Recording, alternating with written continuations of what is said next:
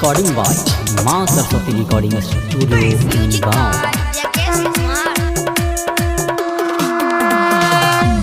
कक बघवा के सवारी आइल मैया है नगरी में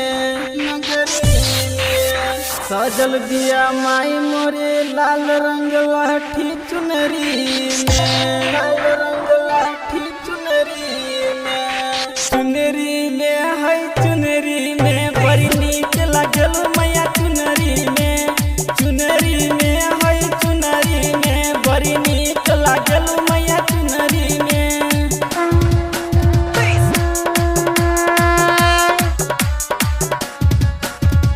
चुनरी में है चुनरी में बड़ी नीक लागल मैया चुनरी में है चुनरी में बड़ी नीक लागल मैया चुनरी में।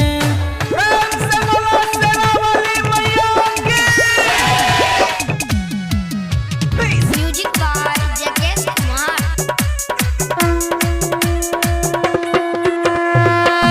हो चुनरी में सुनरी मैया बड़ी नीक लागेला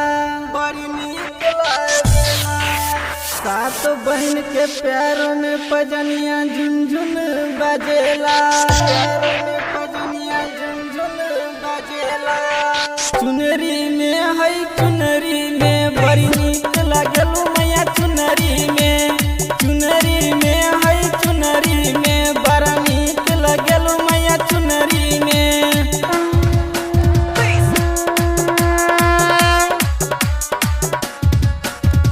चुनरी में है चुनरी में बड़ी नीक लागल मैया चुनरी में है चुनरी में बड़ी नीक लागल मैया चुनरी में।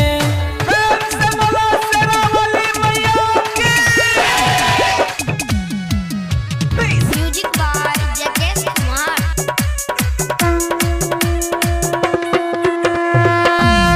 ओ सिंगर होरिल हरिया गावे तोहरे ला भजनिया राइटर सुनील सिरहाली आवे रवे दुआरिया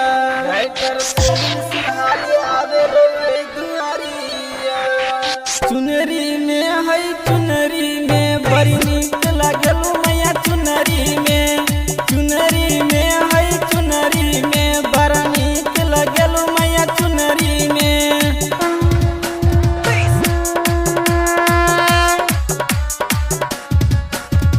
चुनरी में है चुनरी में